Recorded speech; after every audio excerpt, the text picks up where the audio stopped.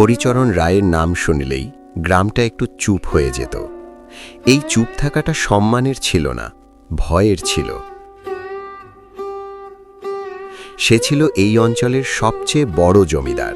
ধানের ক্ষেত যত দূর চোখ যায় তারই।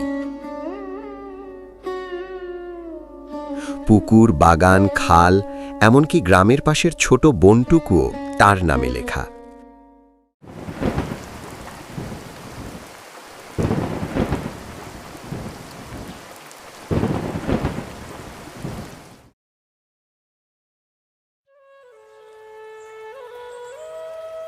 কিন্তু এত বড় জমির মালিক হয়েও হরিচরণের মনটা ছিল শুকনো। সেখানে দয়া ছিল না, সেখানে মায়া ছিল না, শুধু হিসাব। প্রতিদিন ভোরে হরিচরণ উঠত। ঘুম ভাঙার সঙ্গে সঙ্গেই সে খাতা খুলত। কোন চাষি কত খাজনা দিল, কে বাকি রাখল, কার কাছ থেকে আর কি নেওয়া যায়। এই হিসাব করতে করতেই তার সকাল কেটে যেত।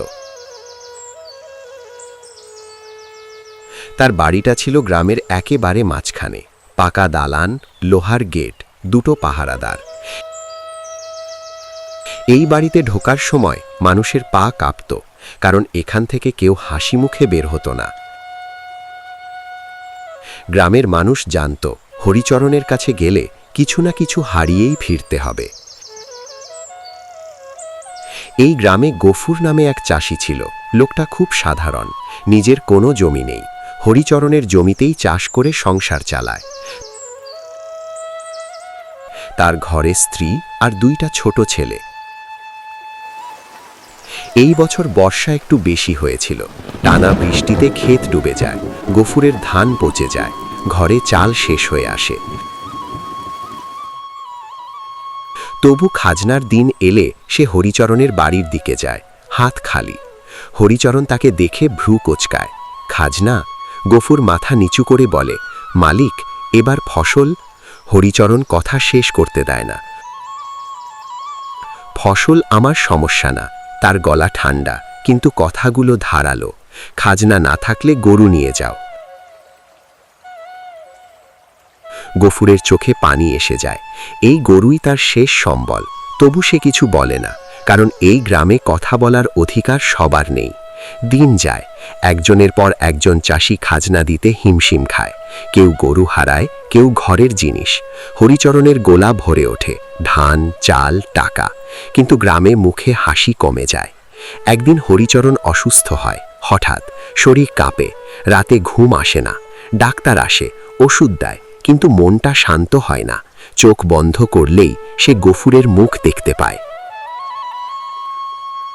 খালি চোখ, ভাঙা মুখ। হরিচরণ উঠে বসে, ঘাম ঝরে। সে প্রথমবার ভাবে, এত কিছু থাকার পরেও কেন এই অস্থিরতা। এর কিছুদিন পরেই গ্রামে আবার বন্যা আসে। এবার পানির স্রোত আরও ভয়ঙ্কর। হরিচরণের বোলায় পানি ঢুকে পড়ে। ধান ভেসে যায়, চাল নষ্ট হয়। লোকজন দূর থেকে দেখে, কেউ এগিয়ে আসে না।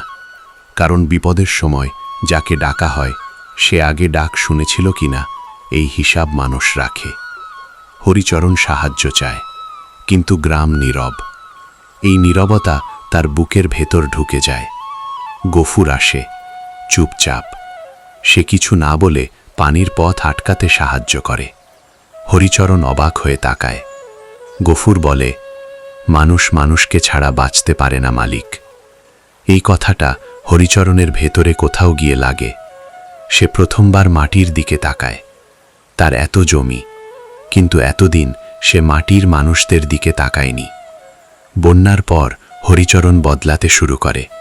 একদিনে নয়, ধীরে ধীরে। সে খাজনা কমায়, কারো গরু ফেরত দেয়, কারো দেনা মাফ করে। গ্রাম ধীরে ধীরে কথা বলা শুরু করে। ভয় কমে, বিশ্বাস আসে। হরিচরণ বুঝতে পারে, লোভে জমি বাড়ে, কিন্তু শান্তি কমে।